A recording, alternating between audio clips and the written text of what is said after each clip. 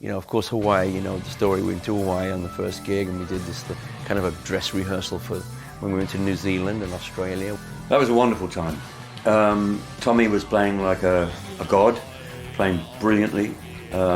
We'd rehearsed in Los Angeles and then moved out to Hawaii to start the tour. Coming out of nowhere, dropping like a rain, a storm bring it down, trouble thunder again. Dark cloud gathering, break of the day. No point running 'cause it's coming your way. Run the rainbow, crack the sky.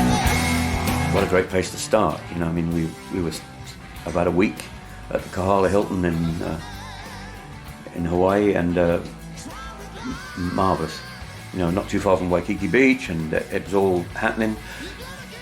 We had to have a couple of what you might call big guys, heavy guys, to make sure that Tommy and Glenn didn't get into too much trouble.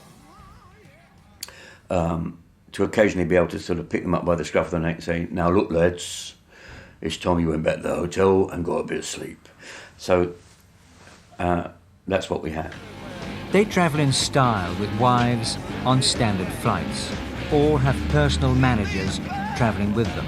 And we went on down to New Zealand, where we had a wonderful concert.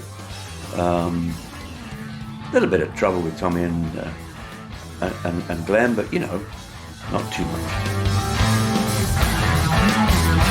All of those shows were spectacular. And as you know, you can hear the Australian stuff and some folklore, great gigs. And back then, in those days, there was no drugs in Australia. You know, we didn't, you know, and that was great. And remember now, it's not like I wanted to do drugs every day. It was just there. They were there. So there was no, you know, basically it was just a couple of drinks, and there's a lot of shenanigans going on as far as fun.